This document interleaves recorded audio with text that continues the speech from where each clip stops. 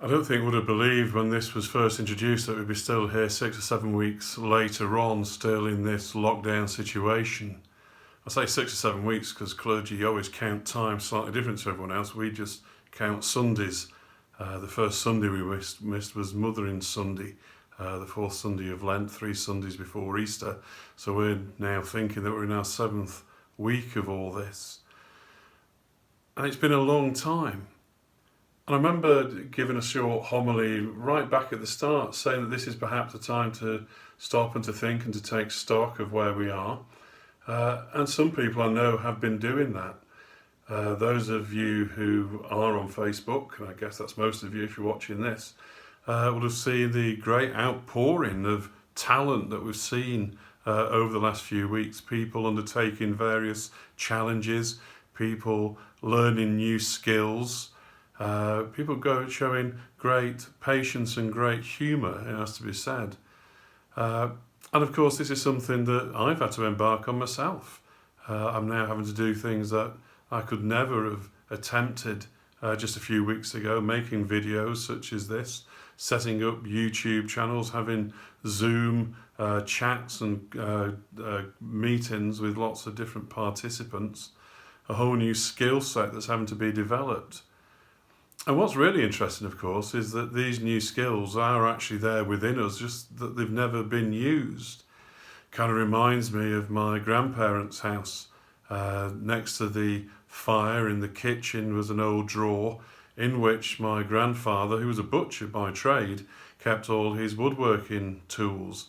This was something he'd clearly been very interested in as a younger man, and he still kept all the equipment lying around, a whole load of saws and chisels and hammers and planes, none of which were particularly beautiful, all of which were very utilitarian, which I suppose these days things that had a quiet charm about them. And the great sadness, of course, is that they just lay there in a drawer, things that could be being used, that could be creating things of great beauty, were just lying there discarded. And that's perhaps slightly symbolic of our own lives. We have so much capacity for doing things. We have so many gifts. We have so much energy. We have such vision. And yet how much of that, what percentage of that, do we ever actually exercise and fulfill? But of course, it's easier to use those things. It's easier to exercise those gifts when we actually have a goal, when there is something that we want to accomplish, and when we know what it is that we're supposed to do. And I sometimes wonder if it's not the lack of gifts that's the problem, but the lack of goal. We don't actually fully understand what it is we are meant to be doing. We don't understand why it is and why we are here. There was a wonderful poet called William Blake. I'm sure we've all heard of him. He, of course, wrote the famous poem, the hymn Jerusalem, that's sung at rugby matches.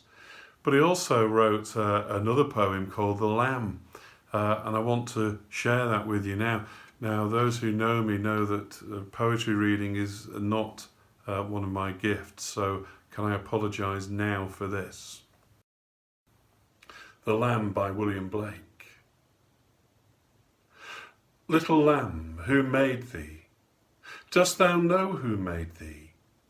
Gave thee life and bid thee feed by the streams and o'er the mead. Gave thee clothing of delight, softest clothing woolly bright. Gave thee such a tender voice, making all the vales rejoice. Little lamb, who made thee? Dost thou know who made thee? Little lamb, I'll tell thee. Little lamb, I'll tell thee. He is called by thy name, for he calls himself a lamb. He is meek and he is mild. He became a little child. I, a child, and thou a lamb. We are called by his name. Little lamb, God bless thee. Little lamb, God bless thee. Blake poses the question, dost thou know who made thee?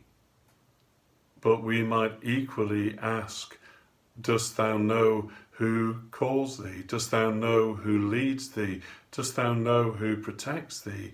Dost thou know who it is that died for thee? And if the answer to these questions is no, then we cannot fulfill our potential as human beings made in the image of God.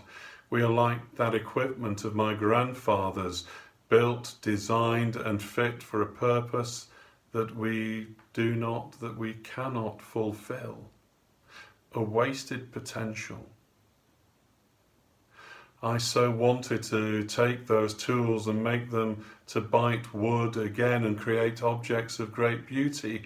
And so it is God's will that all people might come to know him, to hear his voice and respond to his word, to be embraced in his protection, in the protection of his loving arms, and to create lives of great beauty, resounding to his praise and glory.